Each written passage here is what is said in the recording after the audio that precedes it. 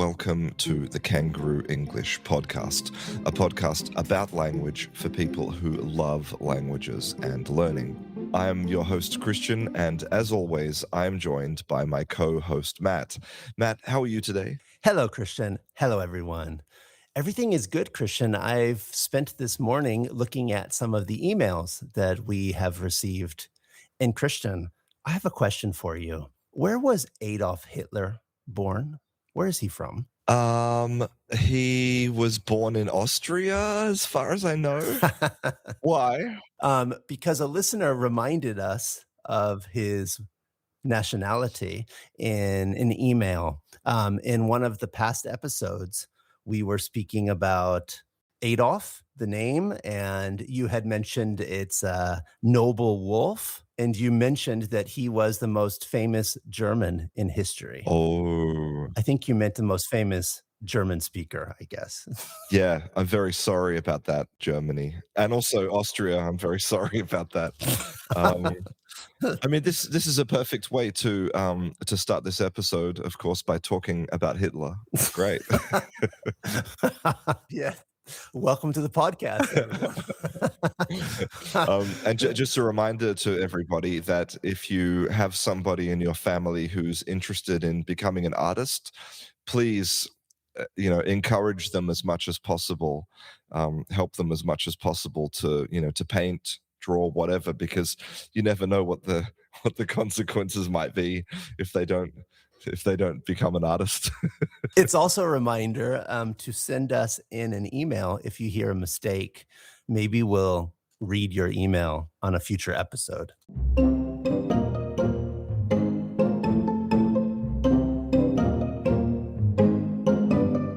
Today's episode is an Ask Canguro episode where we answer your questions. Today we're going to be answering some vocabulary questions, some questions about reading and punctuation, some etymology questions, and today's big question is, how many words do you need to know to be fluent? Well, let's start our questions with some vocabulary questions. This first one comes from Adam from Poland. I have a question about two words, two nouns, feature and trait. Do they have similar meaning, or maybe they are completely different? When I heard this question, I immediately felt like there was a very clear difference between these two words. Did you have that same feeling? At first, but then I started thinking about it and I started confusing myself, I think, a little bit. Yeah, I started questioning myself. But when I think of feature, honestly, today I connect that to like technology. Mm. So this program has these different features, right? That's where my mind went with the word feature. What about you? Yeah, like technology, like websites or cars. Cars has like a self-driving feature or heated seats. For sure, I associate it strongly with technology, or just maybe like lists of like marketing materials lists. Like these are the features of this product. Like I'm curious, how do you translate that word into Italian? Feature. I'm not really sure, Christian. I guess they say something like characteristic. I mean, characteristic is basically how this word is translated in Spanish, but I think obviously it depends on what you're talking about. And I guess for me, the main difference between these two words is that feature feels like something physical, maybe. So it's like a button that's not exactly true. Again, Christian, like I said, I started to get confused. So I went online and I looked at some dictionaries and some other things to try to understand the difference, because I think there's some overlap, as often happens with these confusing words. But at the end of all of my research, I think I understand it this way. A feature is something you have, okay? Where a trait is part of who you are. Well, I guess, are we speaking about people or things? But if we're talking about a car, like a product, like a phone, then that phone, that car has a lot of different features, but we normally wouldn't use the word trait, like this car has a lot of traits. No, I think we would say feature. Trait feels like it can only be associated with living things. So like a car can't really have a trait because it's, it's not alive. But but then again, but then again, it's like because as humans, very often we do this thing. Okay, it's a complicated word, which is anthropomorphize. Okay, like I know that's a really big word, but essentially it means that we view objects as living things, or we refer to objects as living things. Right, it's like you name your car. My car has this name, my car is a female, and I think of her Yeah, as a living thing, even though clearly she's not. But in my head, I speak of her as a her. yeah, that's right. And so like maybe, if a car has a particular, let's say, behavior, like maybe this car is always like trying to go a little bit to the left. You know, you could say, well, one of the traits of this car is it's always like pulling to the left. It only works. You can only use the word trait if you view an object as something kind of alive, maybe. Yeah, I have the same feeling. So basically, if we're speaking about objects, we should be speaking about features, unless we're thinking of that thing as, yeah, as a living thing. Because traits are often about personality, behavior, genetics. An example is you're speaking about a colleague, and, patience is one of his best traits. I wouldn't say it's one of his best features, probably. Patience is one of his traits, or honesty is a good trait to have, or curiosity is a common trait among scientists.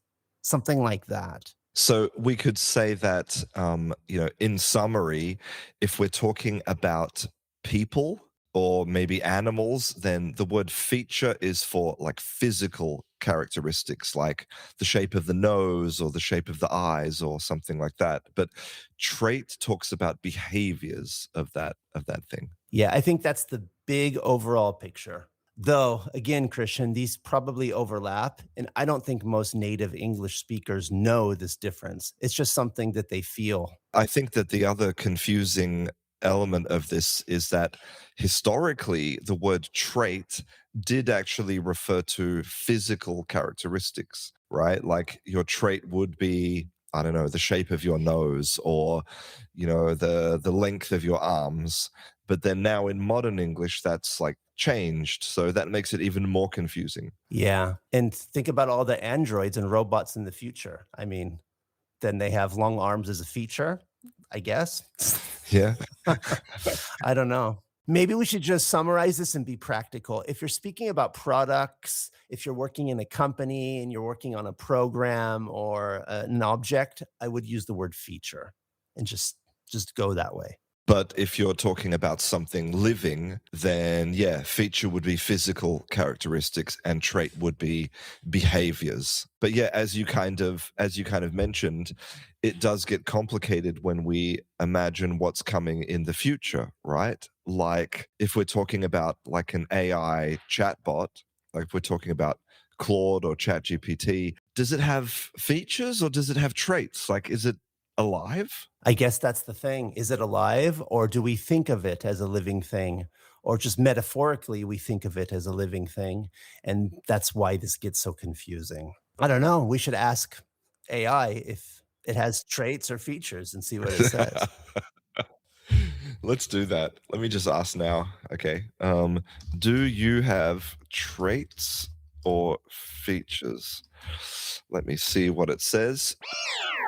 Greetings! Okay, it says, as an AI, I don't have a biological body. So the distinction applies to me in a purely digital and functional sense. I have features, but I am programmed to simulate traits. So there you go. There we go. There's our answer. So it's pretending to have traits, basically. Yeah, one of the good features of AI is that it can simulate traits, I guess. Now, if you thought that those two words had a lot of overlap, then wait until you hear the next question. Hello, this is Christian from France, and my question is about vocabulary.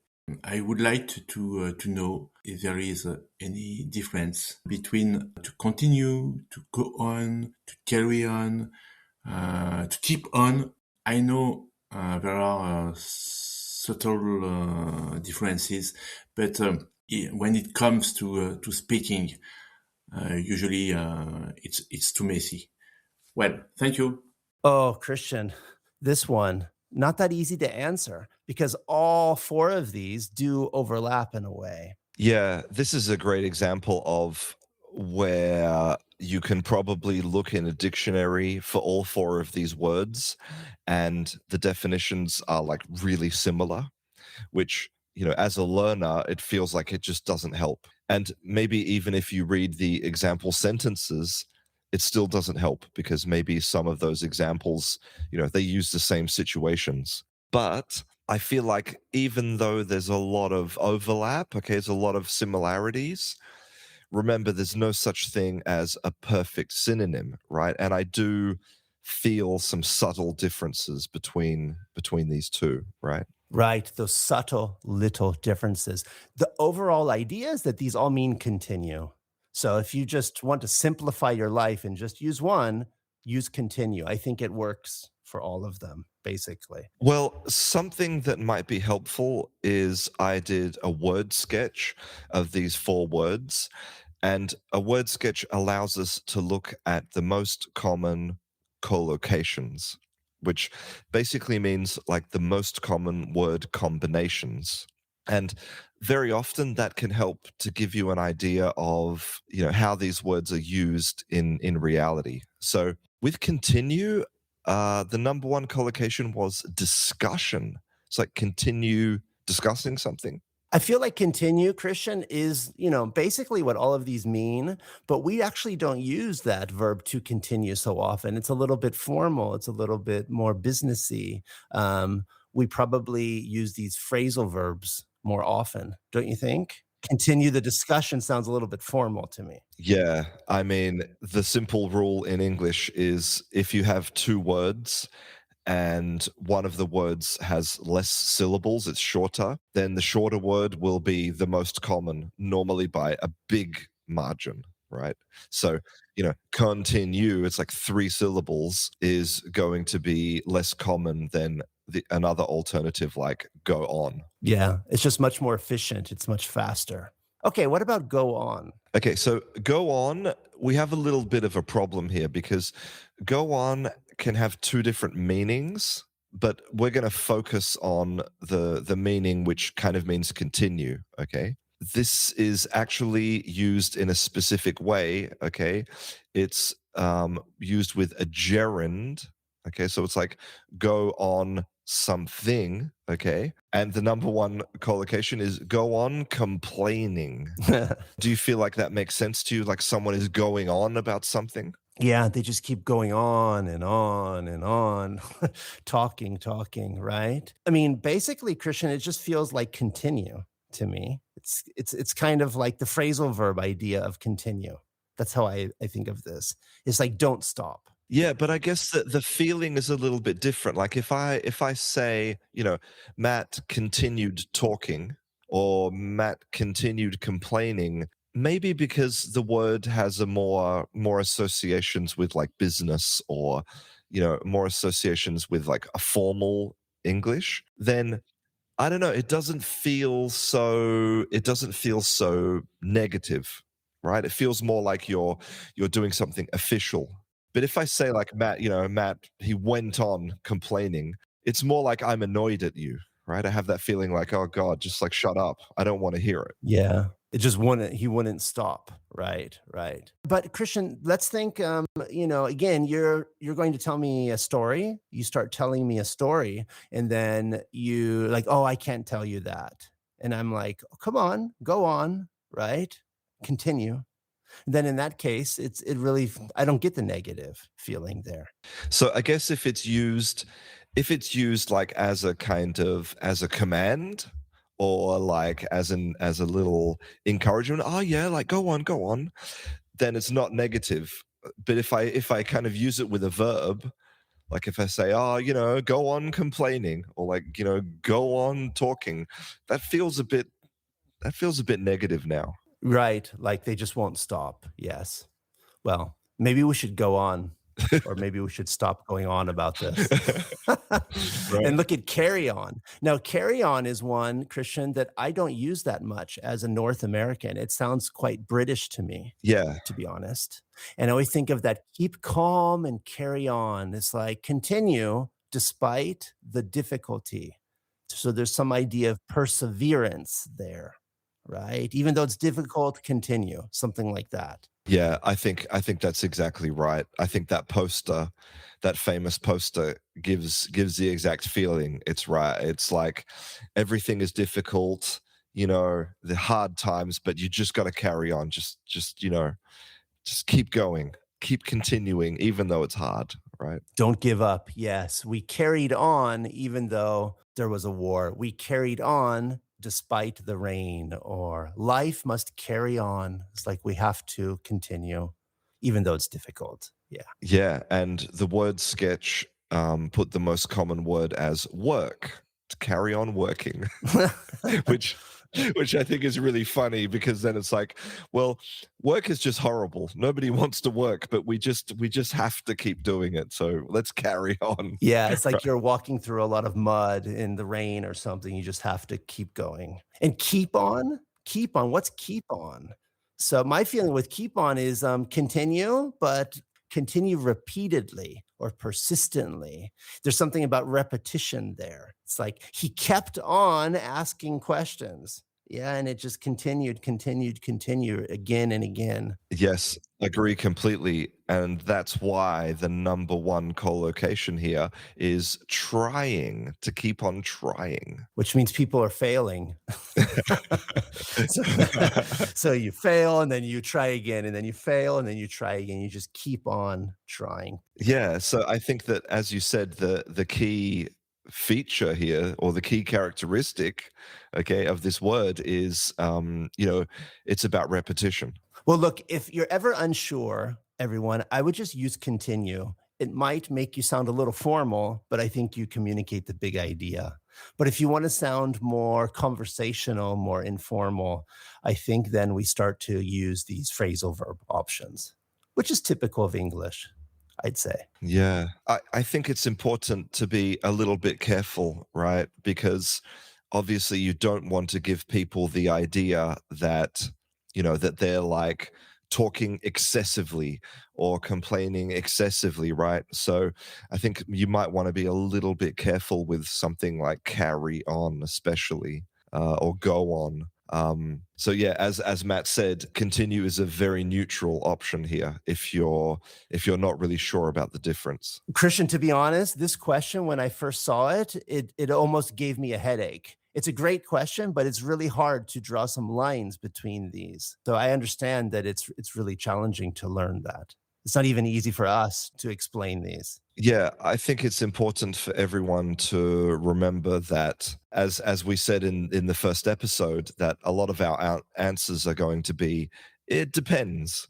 They're not going to be satisfying answers. And this is a great example because the way that we know these words, the way that me and Matt know these words is not because someone explained the rules to us. It's because we have literally, millions of hours of hearing people use it. We have millions of hours of examples in our brains that help us to choose the right combination at the right time. And, it's not something that can be explained in a satisfying way in 10 minutes in a podcast. Right. It's not as satisfying. Oh, I understand now. It's clear. It's one of those things that's, yeah, a little bit blurry, a little bit unclear, a little bit fuzzy. And then over thousands and thousands of hours, you slowly start to get it more in focus. Just because you heard other people using it in specific situations again and again. So yeah, use continue and then experiment with these other ones and see what happens. Yeah, and I think it's a great example of when you can let the examples be the rule. So I think probably the most helpful thing you could do here would be to read as many sentences that contain the other words like in context to really help you to get a feeling of how people use it. And the dictionary definition is probably not going to help you very much. Well, Christian, let's not keep on talking about it again and again and again. And let's just carry on, continue on despite how difficult it is. Let's just carry on and go to the next one.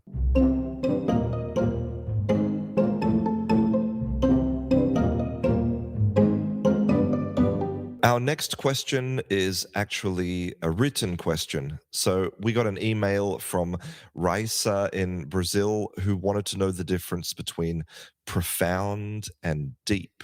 You know what? I love this question because as we explore the answer here, it's a good window into the history of English. Okay, we can learn something about the English language history. So deep is the everyday word, and deep, I might use this about a hole in the ground or a swimming pool. You have the deep end.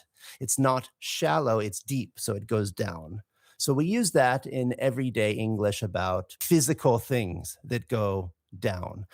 Where profound is not typically used in a physical way, but it's more about intellectual depth or emotional depth. So it's not physical, but it's more about these other ideas. Right. So if I went to my local swimming pool, I could say that the swimming pool is deep, right? The water has a lot of depth. But if I said the swimming pool was profound, it's kind of different, right? Yes, profound is used for these abstract things like profound sadness, really deep sadness, or you had a profound effect on my life, Christian, right? A really big one, a strong one, or profound influence.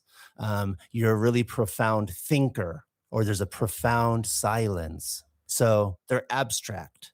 Where deep is, yes, there's deep water in the swimming pool, there's a deep hole in the garden. Some singers have really deep voices. So I guess that one's a little abstract, but it tends to be more physical when we use the word deep. Yeah, for some reason, I have this image in my mind of like a bunch of guys sitting around, maybe drinking beers and talking, and then somebody says something, and the other person goes, "Whoa, deep." Which is about an abstract thing, right? So, I mean, it's in that case, you could say, oh, profound. But you would never do that sitting around a campfire with a bunch of guys. The word profound, again, sounds very intellectual, formal, something from school, from university, more in that realm, higher level in some way. Or deep sounds more low level, right? Yeah. Everyday English. And again, we can easily guess which word is the most common word, like which word is the most everyday word, because we can just count those syllables. So deep, one syllable, profound, two syllables. So deep is going to be the more common word. That's right. Why I was saying I really like these words is because one of them comes from the Germanic side of English, and the other one comes from French or Latin. And like this typically works, that shorter everyday word deep is from the Germanic side. In fact, in German today, it's tief, or in Dutch, it's something like deep. It's still very similar. And this word has been in English for over 1,000 years. I mean, if we went back and, joined a group of Vikings walking around England, some Germanic speakers, they would understand the word deep. Profound comes from Old French, through the Norman conquest into England. And so before 1066 in England, everyone said deep. After the Normans arrived, after the French arrived, the educated higher level people started to use the word profound. And that's just a general thing in English, isn't it, Christian? we have English is kind of a mix, if you want, of these two influences, that German side and that French or Latin side. Yeah. So every week in the academy, I do a crossword class where we do the crossword from one of the biggest British newspapers, and almost every week we joke because it feels like we're doing a French crossword because there's just so much vocabulary that not only is it from French, but sometimes the word literally hasn't changed at all. It's identical to the French word, and so yeah, the French people in the class think it's pretty funny that it's an English crossword. Right, because you wouldn't put those everyday simple words in the crossword. They're using the more infrequent words in the crossword, I guess. Yes. These everyday words that are coming from that Germanic side, it's kind of like the language of English farmers from 1,000 years ago. That's how I like to think about it. So words like brother or the moon or fire or beer, deep. Mm. Yeah, those words are more everyday words. And that's what the poor farmer used, where the rich people, the educated people, the king, the queen, they were speaking this French, this old French. And think of words like profound, or let me give you some other ones, Christian. Help.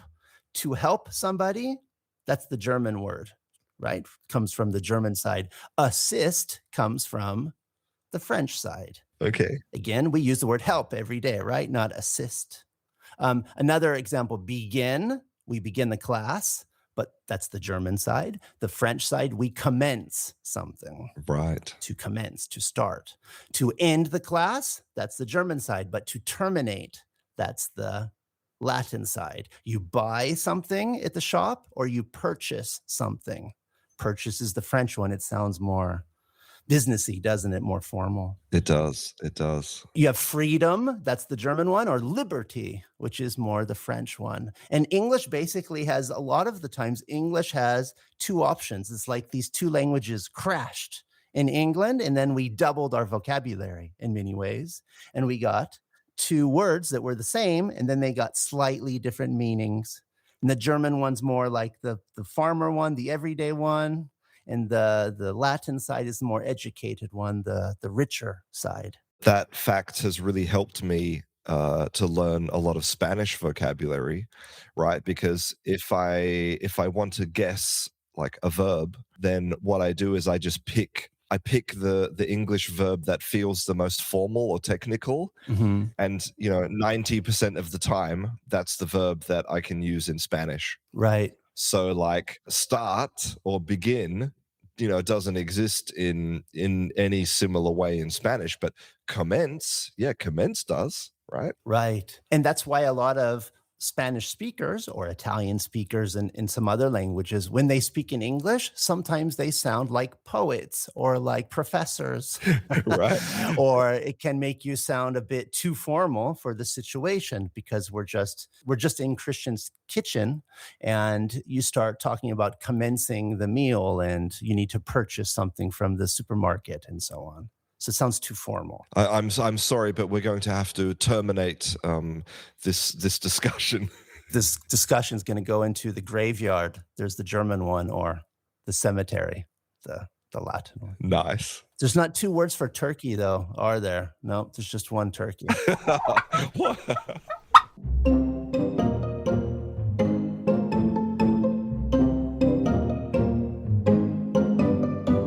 Now it's time for some language learning questions, and let's start with this question from Romania.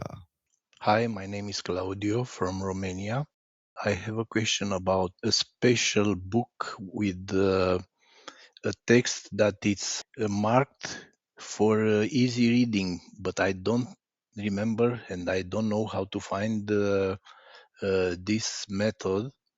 It's a kind of phonetic, but it's simplified. It's used to be help for people who start on reading. So I think what he's talking about are these easy reading books, right, Christian, where they give you, a beginner level version of a story. maybe of a famous story, and then they simplify it. And you have like level 1 or level 2 or intermediate, something like that, right? Have you ever seen those? Yes, I have seen them.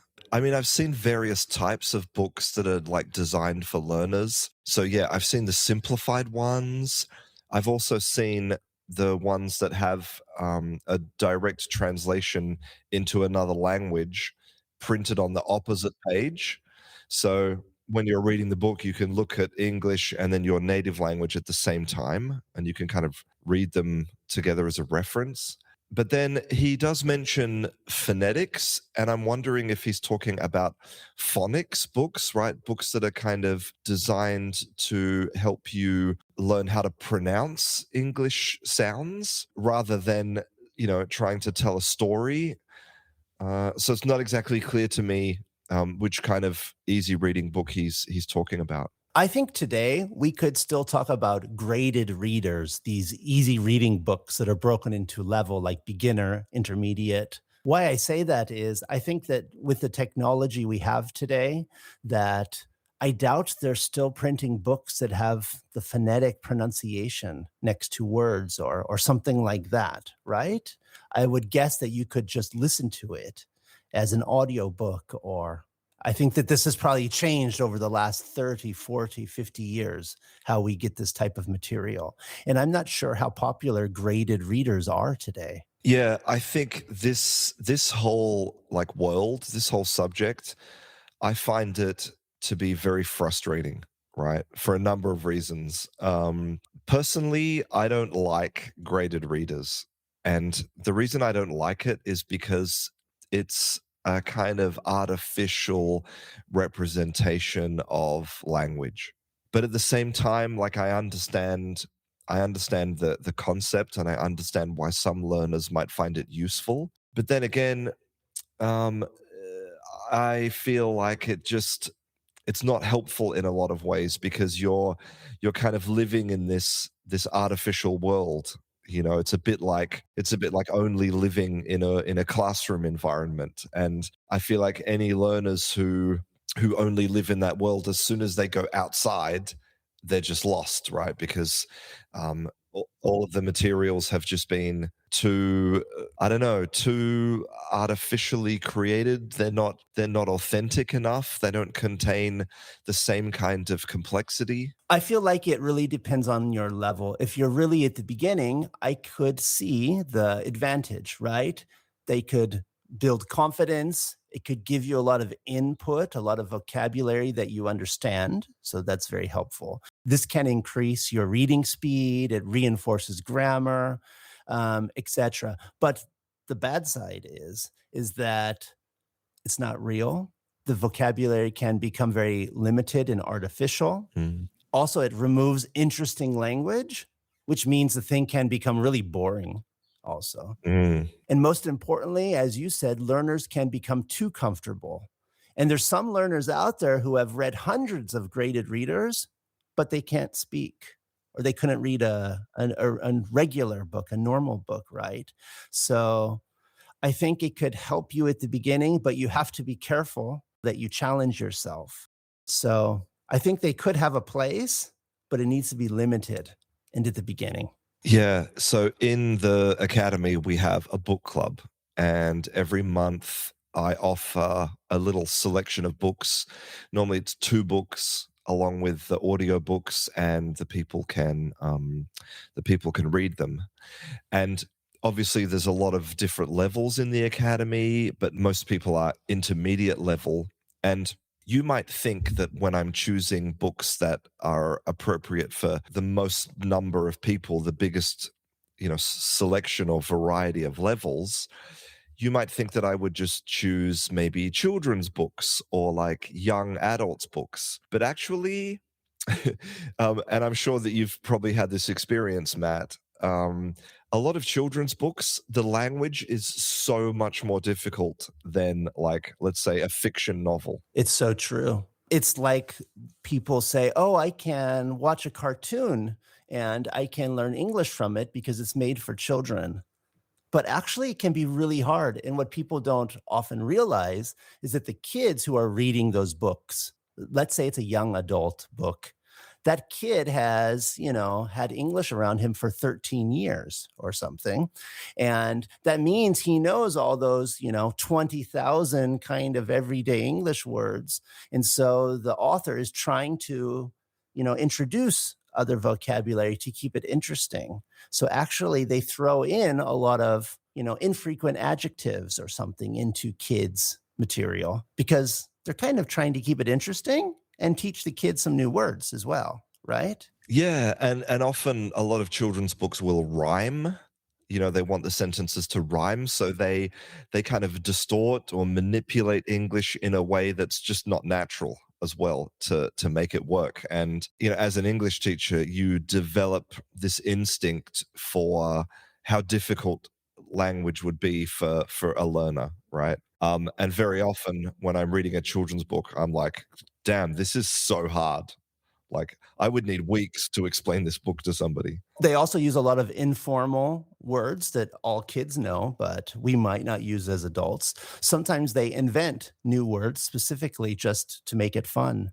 Christian, I had this experience when trying to learn Italian, actually. So I bought some comic books because I thought, oh, that would be a fun way. There's some images and that'll help me understand. But if I look back now, I see that there was a lot of really specific vocabulary.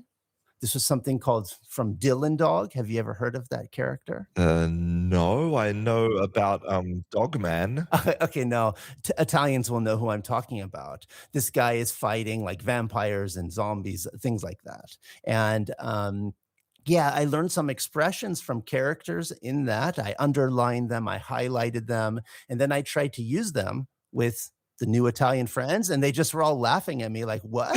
Where did you learn that from? Like, what is that?" Or that sounds like that character from that comic book. Wow. So it was completely, not helpful in a way. Yeah, but I thought it was going to be very easy. It wasn't. Yeah, so in the book club, when I'm selecting the books, what I actually do is I just read the first few pages. And it's surprising because very often you can have a book which maybe it like won the Booker Prize, or maybe it's, like a New York Times bestseller, and you expect it to be difficult with a lot of difficult language. But very often, literature, like award-winning literature, can actually be really easy to read, even for learners. I think that the key thing, as always, is if you find a book that you're really interested in, like if the subject is interesting to you, if it's got a great story, it just makes it so much easier to read. And a really good book with difficult language is going to be much easier to read than a really boring book with easy language. Correct. That's the problem with graded readers very often. They're often stories that are just not well written, or they're just simplified versions of some classic story that many people might find boring anyways. So you lose the interest. How many of us have gone and tried to learn language by reading a book? You start highlighting all the words and translating them, and then you only read 2 or 3 chapters and you never finish it. I have quite a few books on my bookshelf like that, in Italian or German, exactly like that. Be careful when you're reading those books to not try to highlight and underline and translate every new word that comes as well. Only do that if it's really important to the story, or you see that that word, repeats again and again and again and again, but there are probably too many new words. It becomes really a chore, like work, really hard work, and it doesn't motivate you to go back and continue reading, and you'll stop. And that's not helping you if you stop. Yeah, so one of the most common questions that I get in the book club is how do I read? Like what's the best way for me to actually read a book? And I always say that you should try to have that balanced diet, right? Like with learning any part of English.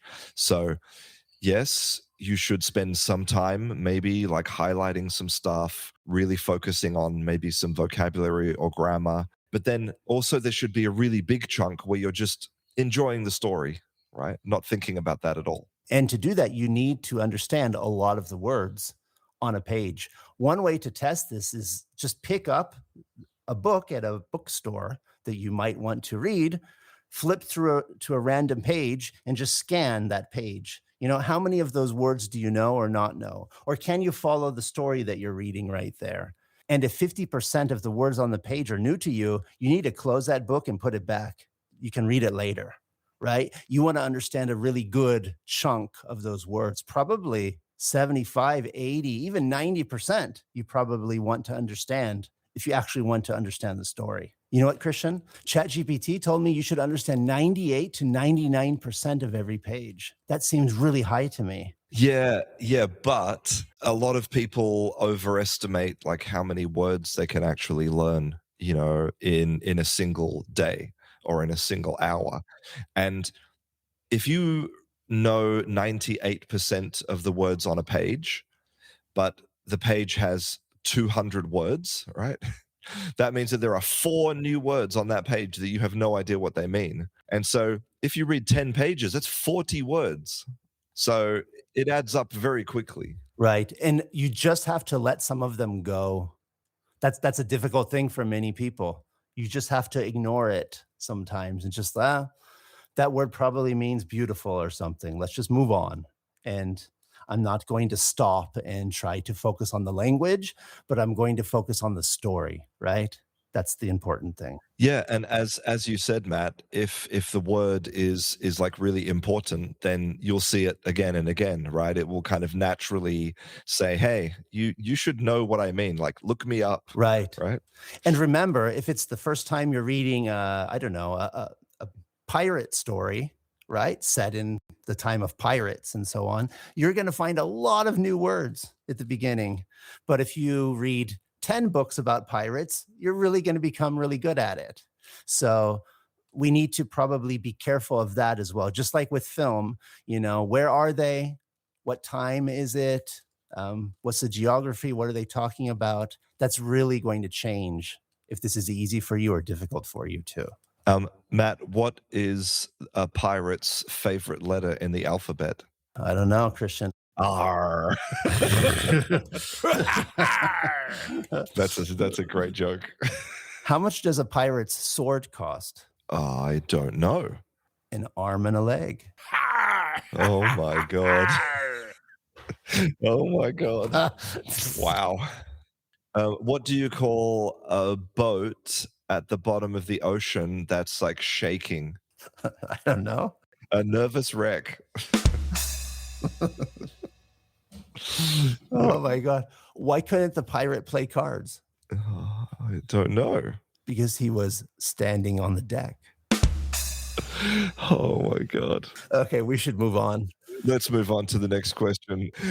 Jokes are actually a great way to learn about vocabulary because one of the main types of jokes in English is when you use an alternative meaning of the same word, right? Like in that pirate joke, deck, you have the deck of a boat, but you also have a deck of cards. So if you learn the joke, then you're kind of learning 2 meanings of that word, which is great. Right. That is a lot of fun. Yes. Jokes are always good, especially these stupid dad jokes that we like to use here. They're the best. They're the best. They definitely are. Let's move on to the next question. Morning, it's Michelle from France. Hello, Christian. Hello, Matt. What should we do about punctuation? Should we learn it? Do you think it's a good idea to do that? Thank you so much. Bye-bye. Personally, I love this question because I am a bit of a punctuation nerd.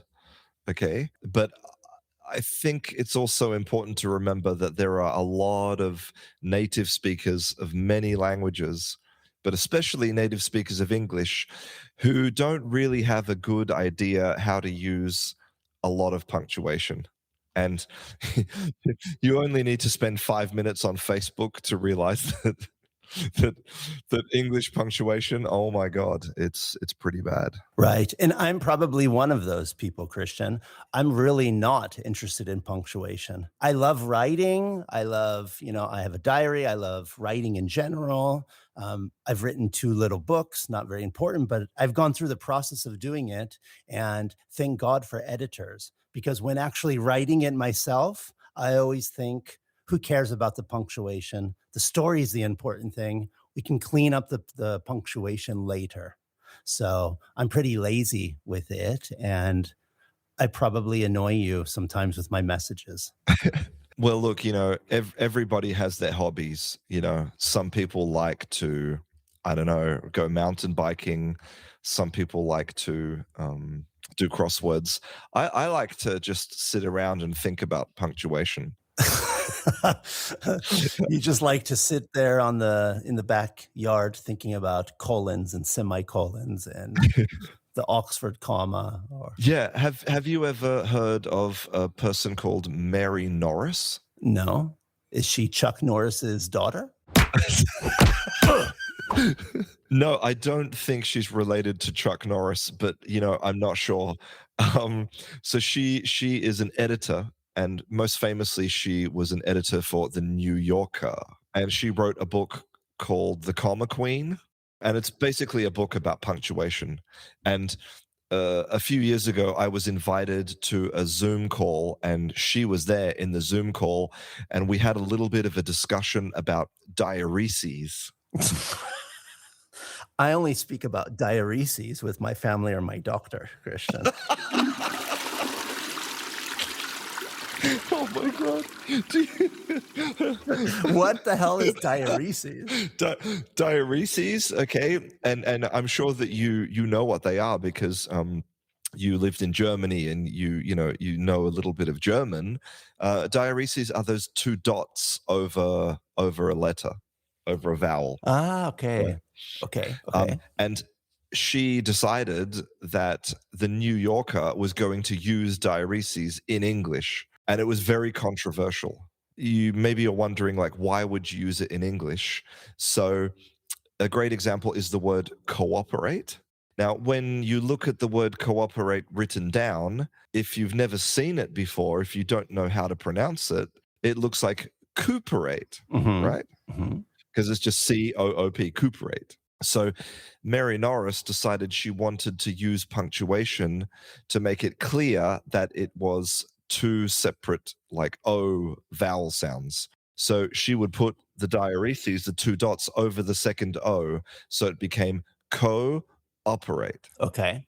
That sounds very logical, but it would make me go crazy if I saw it. I think a lot of people get really, really emotional about things like that, like if there's an apostrophe or not, or you put an accent, or you put those two dots above the word. And I can imagine if she did that the New Yorker got thousands of emails or letters or something with people very, very angry about it, which is funny. Does Italian have any, like, marks above the letters? Sometimes you can put an accent mark. So Spanish has a lot of accents, okay?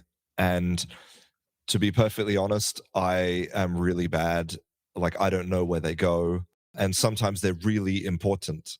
Like, sometimes the accent can actually change the meaning of one word to another. And so, when I type in Spanish, I have to use autocorrect to help me, because if I had to just write it by hand, oh my God, it would be a disaster. So I understand how hard it is to use, punctuation in another language. But let me just say, it can be super important. My favorite example is the missing comma in the sentence, "Let's eat grandma." Yes. This is the classic example of why punctuation can be important. So can you explain that one, Christian? We have 3 words on the page. Let's eat grandma. Yeah. So if I write those 3 words, "Let's eat grandma," then it means that, we are going to eat grandma. Okay. But if I put a little comma after the eat, so "Let's eat, comma, grandma," then, it's like we're saying, okay, let's all eat together, including grandma. So it completely changes the meaning of the sentence. Well, here's my answer to Michelle's question. I don't think you need to learn punctuation, Michelle, honestly, unless your goal is writing English. Okay. Do you need to write articles for the New Yorker or for the New York Times? Probably not. So, in my opinion, you probably don't need to spend a lot of time with punctuation because probably you're learning English for speaking and conversations and things like that. That's what I would say. If you do need to write emails at work in English, it could be good to learn. But I would also say, Christian, today, most people would just use an autocorrect or an AI type of system to clean up their mail. I mean, I don't think you need to worry about learning punctuation too much because, look, 3 reasons. 1, native speakers aren't experts. They make mistakes all the time, as we said. You know, communication, number 2, communication usually survives if you forget something. And, number 3, the internet has changed expectations. I mean, like you said, on Facebook, in people's messages, the comments section on YouTube, I mean, the native speakers are just destroying the punctuation in general. And so the expectation is very low. Don't let it stop you from writing as well. Most people would rather read an interesting story or message, even if it has some mistakes with punctuation, versus reading something that's super boring, not interesting with perfect punctuation. Okay, don't forget that. So let's just take a moment to appreciate the fact that Matt is completely wrong about this. that you should absolutely learn punctuation. No, I guess I would say that you need to learn the basics of punctuation. Like I would say that learning how to use, a question mark, an exclamation mark, a comma, a full stop, like they're really fundamental, I think, to written English. And I know that social media and instant messaging, things like that, have really had a profound effect on punctuation, but I think that it can often be important for communicating meaning. Personally, I feel like it's important, but like outside of those core punctuation marks, like things like the colon, the semicolon, I don't really feel like they're so important. I think you can, as you said, Matt, you can kind of ignore a lot of that. Right. Well, I think it just depends what you need to do. Do you need to write a 3-page thesis for school in English? Then you need to know it. I just think that most of the people that we're working with as adults, they just don't write very often. I mean, Christian, you live in Spain. How often do you write something in Spanish? Oh God, Yeah, without checking in a translator to check it or something. never. How often are you writing letters or something? I just don't think it's very common.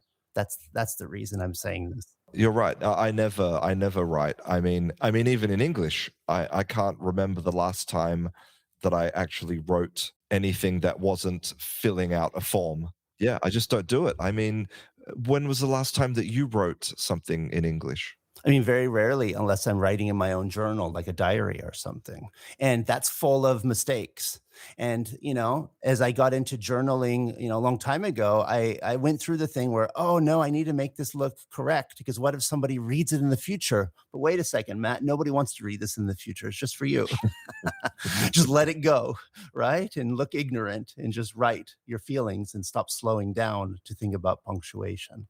Another interesting fact, Christian, to push against you, the apostrophe itself is relatively young, for example. I mean, also in ancient Greek and Latin, they didn't have punctuation like ours.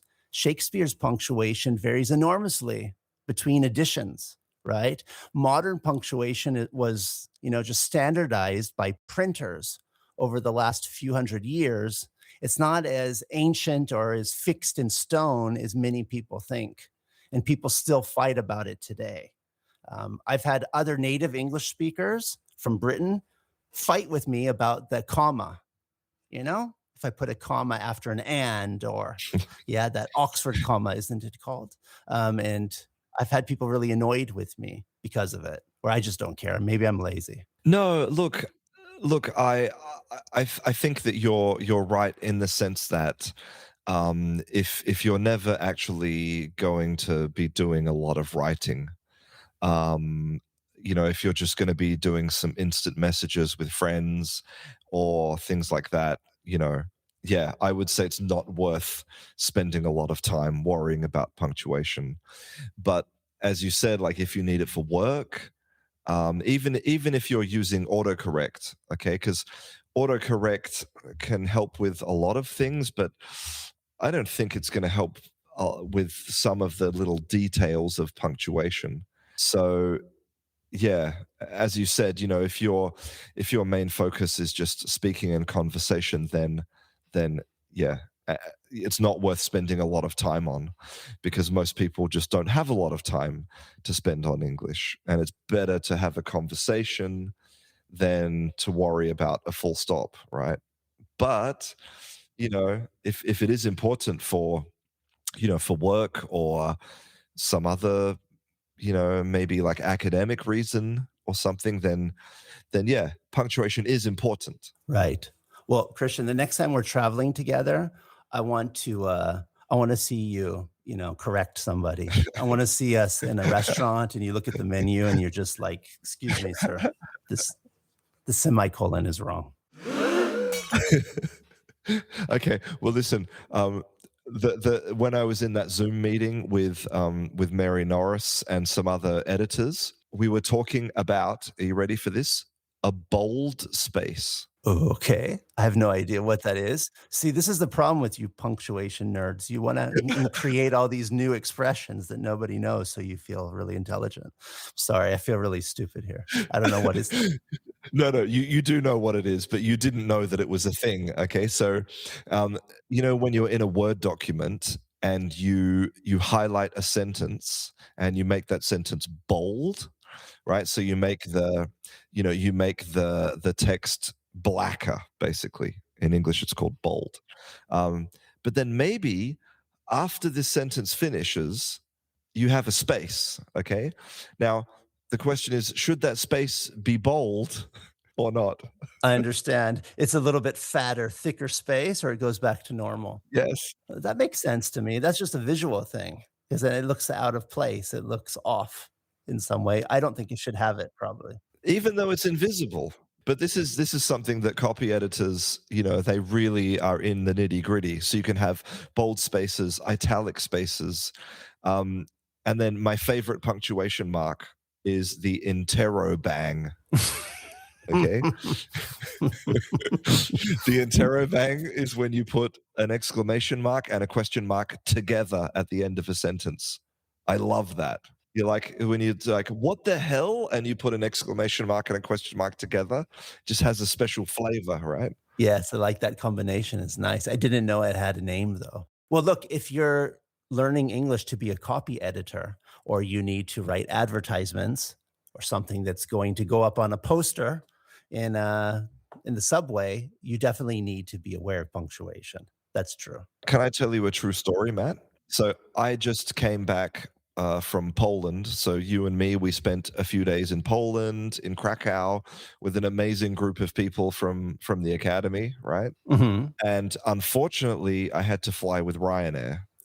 And I was sitting on the seat in Ryanair, and in front of me, it had an advertisement for the snack menu. Okay. Okay. Okay. And it said, the bar's open, but it didn't have an apostrophe next to the bar.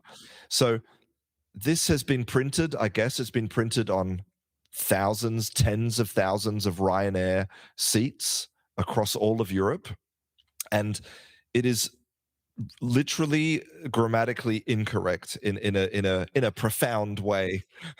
And I just couldn't believe it. I couldn't believe what I was seeing, that a gigantic company with obviously millions of dollars and professional copy editors, the apostrophe is just gone. Like, what the hell? That's hilarious. I can just see you staring in anger at the chair in front of you. You need to bring a pen the next time and just go through each one and mark them all down, and get arrested for vandalizing. Maybe they were there and people just, rubbed them off as they touched the seats or something. I mean, I can't imagine that they would make such a big mistake like that. That's a big mistake. It is. It's terrible. It's terrible. But it is Ryanair. Like, maybe it cost an extra, 0.01 cents to print the apostrophe. So they just said, no, forget about it. Yeah. They're just like, the people who use these planes don't know the punctuation anyway. So they just need to know the word bar and they're good. I was on a Ryanair flight as well, Christian, to Krakow. The thing I noticed, I took a picture of it actually, the little emergency thing on the seat in front of us. They had the English version. It was only like 4 words. But the Polish version had like 10 words. It was 2 sentences. Wow. And I took a picture of it because it's always interesting to notice how sometimes languages can be longer or shorter with how they communicate things. Yes, I wonder what is the most like verbose language. Like, I wonder if you took an English book and you translated it into, every known like written language, like which book would have the most pages, I wonder. That's interesting. Or the shortest amount, right? Let's ask. Okay, if I have a book in English, which okay, so according to AI, German and Dutch would have between 30 and 40% more pages.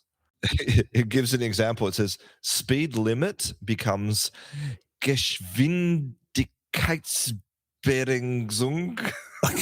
So, But okay. I mean, it's funny because sometimes, you know what I noticed with that, Christian, is that, for example, some long books, let's say something like Game of Thrones, if you know that, it's a long book. Yeah. Sometimes in other languages, I've noticed this in Italian, sometimes they take the book and they break it into 2 books. Okay. oh, And then they sell 2 books and then you get extra money from it too. And maybe some of that is because it's just really long, or it's a good marketing idea to get 2 books out of one. okay. So let's ask about that specific book. English, German. Okay. According to AI, the Game of Thrones book has 835 pages in English, but as you said, in German, it's split into 2 books with a total page count of 1,120 pages. Interesting. See how many more pages there are? And I just checked in Italian. That's right. They broke those Game of Thrones books into 2 books. One of the reasons for that seems to be of length and binding constraints, they say. It's just so big that they can't get the book to hold the pages. That sounds like an excuse just to make more money to me. That's imagine writing a book so big they're like, look, this can't actually be a book. It's too many pages. Oh my god. So it also interestingly, the least amount of pages would be Chinese. It says Chinese, I guess they mean Mandarin. It says it could be up to a 50% page reduction compared to English. Wow, such a huge difference. I wonder how many punctuation differences there are, right? From full stops, periods, apostrophes, colons, all of those things. One thing I've definitely noticed is that in German and Italian, they use much longer sentences. So you can make a nice, beautiful Italian sentence that's like 1 page or it's half the page. Or in English, we definitely break that into lots of little sentences. And if we're speaking about, I don't know if this is punctuation or just writing style, but yes, if you're from another language and you try to write in English, you probably need to be careful of that. To see that long, long sentence in English just makes us not finish the sentence. It's too much. It gives us a headache. We can't deal with it. We need it to be broken into smaller chunks, basically. I mean, I would say that this is related to punctuation, or maybe I should say that punctuation allows us to modify the way that we read the book, like in our head. And yeah, for me as a native English speaker, I've read a lot of fiction that's from English native speakers. If I try to read a book in Spanish, wow, it's like, when is this sentence going to end? It's like, I want to breathe. Like, I can't breathe. It's too long. It just keeps page, page, page. Yeah, it feels like I think our English heads, we start trying to read faster because it's like we're swimming and we can't get a breath of air. So you read faster, faster, faster, but it never ends and you just stop somewhere. Yeah. Right. So it doesn't feel very comfortable to read. It can destroy the feeling of it a little bit. And I imagine the other way around. When some people read English, it feels really choppy or like barbarian speaking, where it's just like, oh, eat, food. Yeah. It's just really short with periods in the middle. That's interesting. I suppose that is connected to punctuation. But again, do we need to learn that? Well, look, unless you're writing a book, I don't think you need to worry about it.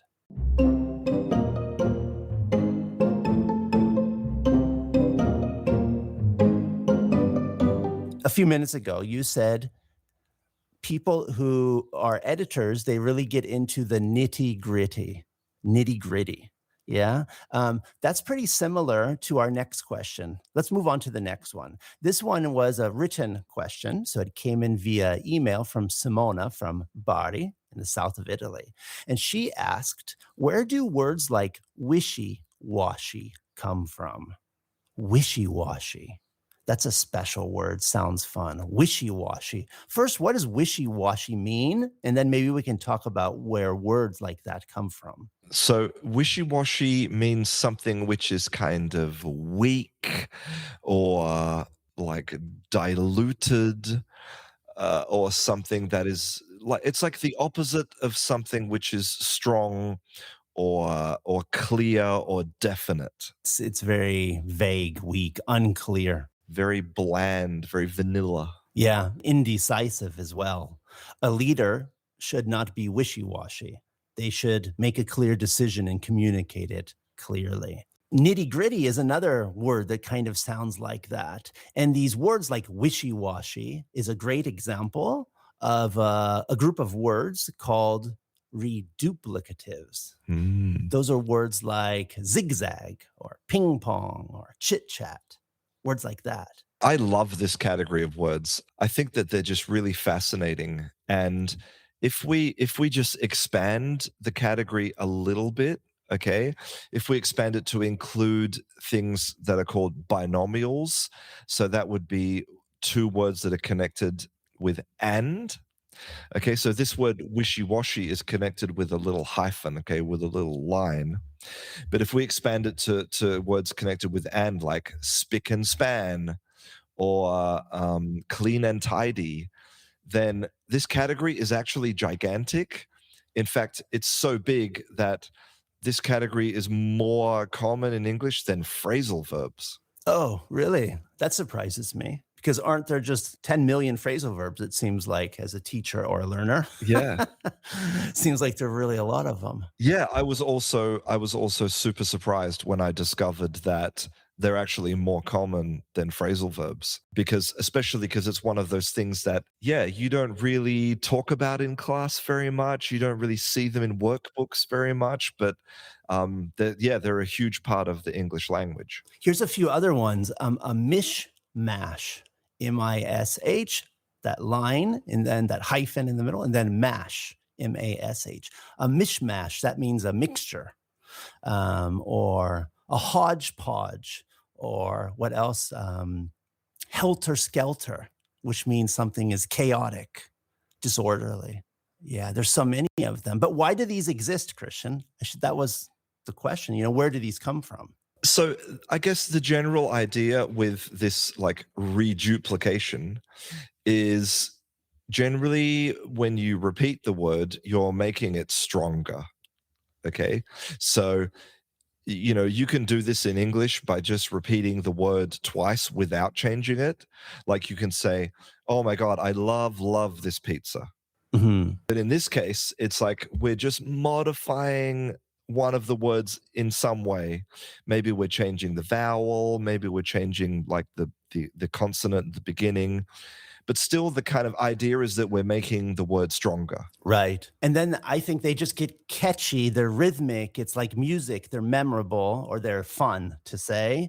And that's why they get repeated by other people, because it's cute or fun. And then it just grows and they survive because people think they're fun, right? Yeah. It's fun to say wishy-washy. It is. And in your mind, if I say wishy-washy, like what's the first kind of word association that you have with that?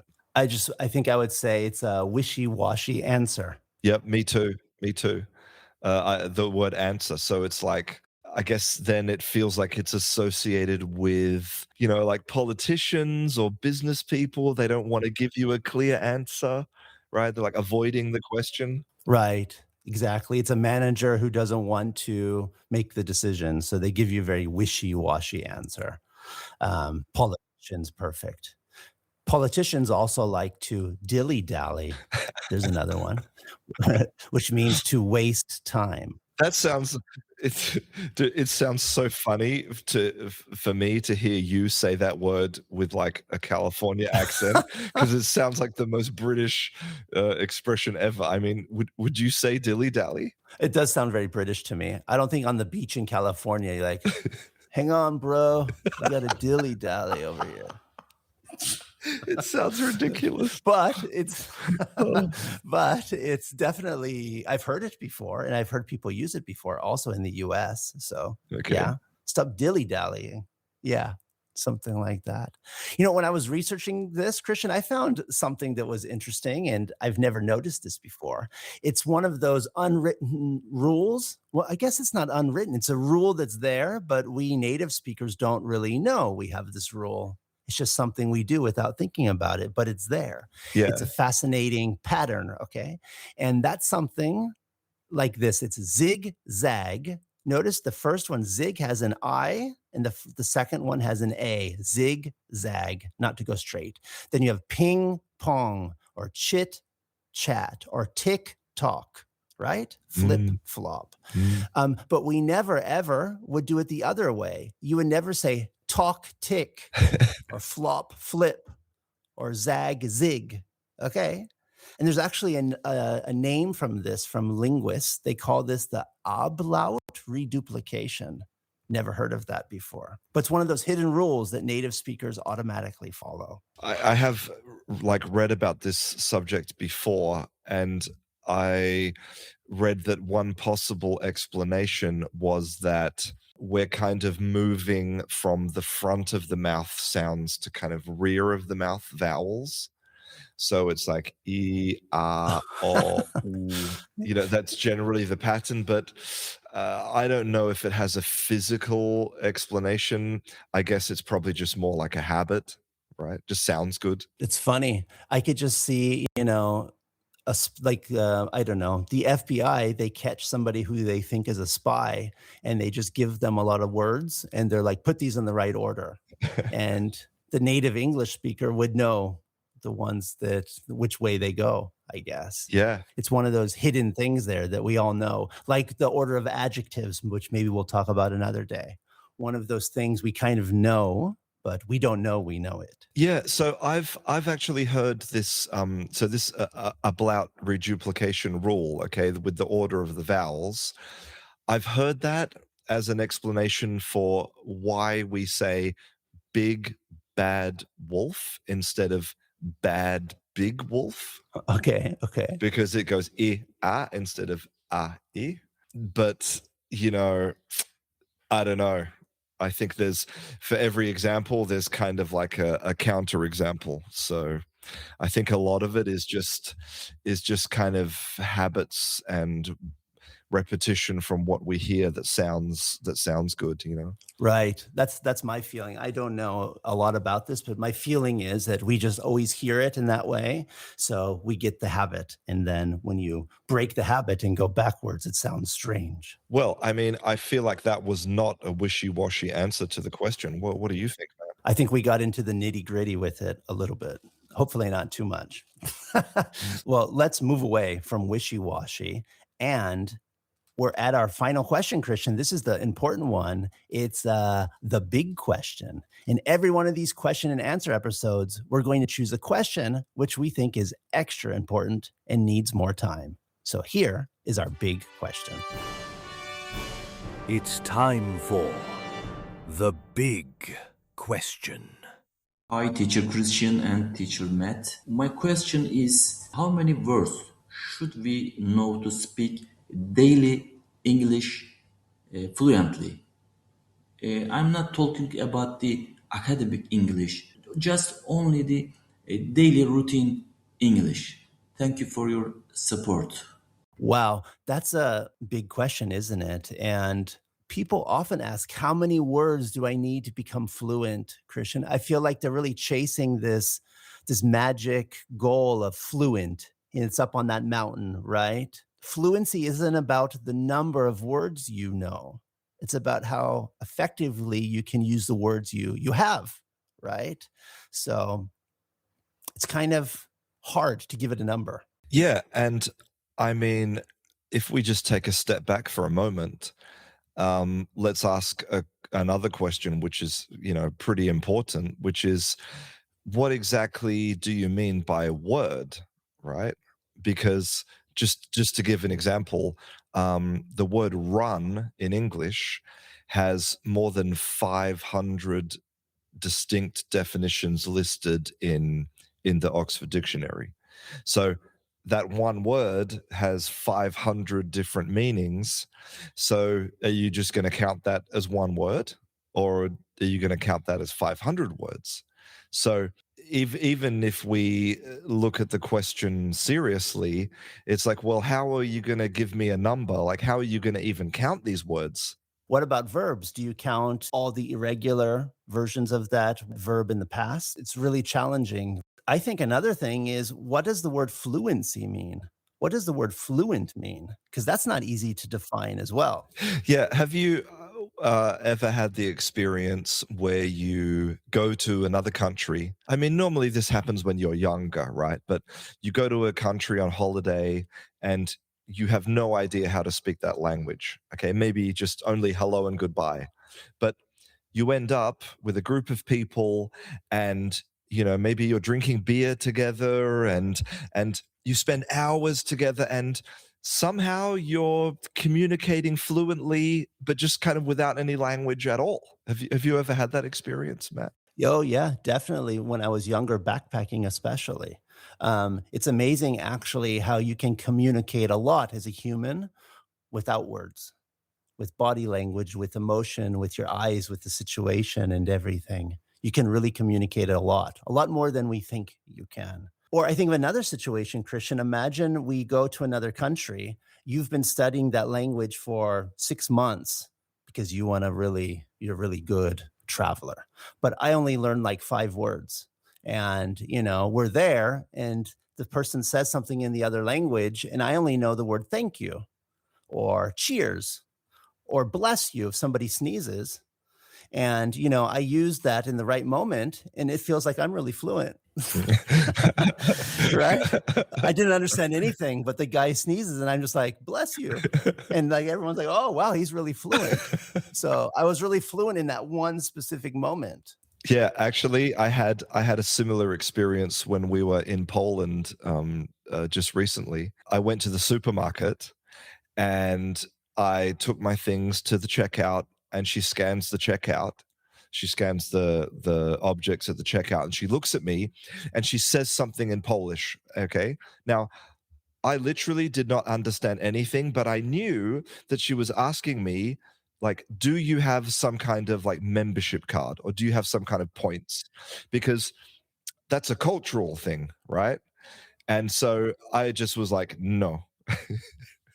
Right. So in that moment, you could say I was fluent. I didn't hesitate. I knew what she was asking me, but I still didn't understand anything. Right. Right. You are fluent in the situation. That's important. You might be really fluent in how things work in that country or what to do, but not understand the language at all. And then you communicate very well. So, yeah, there are many types of fluent. But this question was specifically, what about my English vocabulary, my English words? What makes me fluent, right? That's what he's asking. So how could we answer that? Well, I think, as you said, Matt, I think that counting the number of words that you know just will not help you to answer the question at all. Like, there's no number, that will give you this thing called fluency, because, you and I have both worked with students who have, when they're reading, or even maybe when they're writing, they actually have, let's say, a big vocabulary on paper, but then when you try to use that in a conversation or in reality, there's no fluency there, right? Yes, we've both seen that a lot. And I think it's important to say too, fluency is very fluid. I mean, I might be, even as a native English speaker, I'm fluent in the things I use every day. I'm fluent in some hobbies that I enjoy. But if you put me into an operating room and I'm speaking with surgeons who are working as doctors and they're speaking in a very technical way, I'm not fluent there. But it's not because of my language. Well, it is. I don't understand what they're saying because I don't know those words, but I also don't know the knowledge behind it. Or as you were speaking about with the copy editors and punctuation, you were using a lot of strange words like something similar to diarrhea, whatever it was. What was it? Diureses. Diureses and this bold space or whatever you were talking about. And if I had to sit in a group of people speaking about those things, I would feel really not fluent. I wouldn't understand the language, the words that they're using, right? So I'm not fluent in that specific place. Yeah. So, at the beginning, I asked, how are you going to define a word? But I would also say, how are you going to define fluency here? Because as you said, it can really depend on the situation, but also if you just think about your native language, if it's Polish or Italian or Mandarin, I'm sure that people who are native speakers of that language, who have spoken that language their whole lives. Maybe they're highly educated, but would you say that they're like great fluent speakers? Maybe not. Maybe they're always half finishing their sentences, or they're changing topics all the time, or they just speak in a way which is really difficult to follow. Well, look, if you're actually looking for words as a learner, how many words should I learn? I mean, you could find something like the most frequent vocabulary. In our academy, Christian, you sometimes reference a list of the top 10,000 frequent words, right? Yes. So the way that English works, in fact, the way that all languages work, is they follow something called Zipf's law, right? Which means that the most common word is twice as common as the next most common word. And that word is twice as common as the next most common word. So it means that only 100 words make up 50% of all of the English we use, right? So I mean, if you're looking for a number, the top 10,000 words covers like 98% of language. Like it's a huge amount of language with just 10,000 words. But that final 2% still represents like a lot of words, like a lot of difference between, knowing those words and not knowing them sometimes. Right. And I've looked at the list myself, and I have to say there are even a few words on the end of that list between 9,000 and 10,000 that I think I'm not really sure if I know that word, or I've never used that word or seen that word. And English has hundreds of thousands of words. It's hard to actually put a number on it, but English has a huge vocabulary. If I'm not wrong, it's the number one language in the world with the most words. We really have a lot of vocabulary because it's used in so many countries and very flexible and things like that. But really, if you had to put a number on it, I would say, yeah, focus on the first, 1,000, 2,000, 3,000 words. That's probably going to give you, the strong base of it. But I would also say, Murat, from Turkey, who sent the question in, think about where you're going to use English. If you think I need English when I travel, then learn, all the things you need to learn for the airport, for buying a ticket, for going into a restaurant, for talking about one of your favorite sports. That's where you should focus, I'd say, because that's probably where you're going to be speaking, is where you're going to be using your own words. If you like politics, you need to learn about words from that. It's hard to put a number on it, though. Do you have one hobby or do you have 20?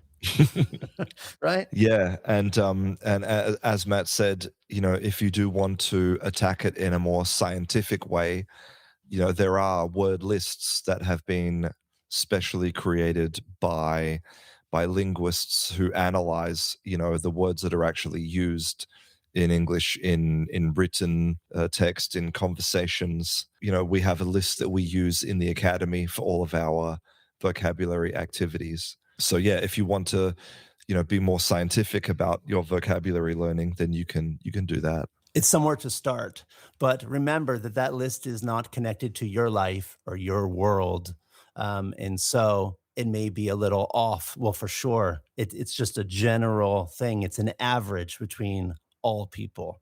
So I would attack this by thinking of where you're actually going to use your English and try to learn vocabulary in those categories. Yeah, I think that's great advice.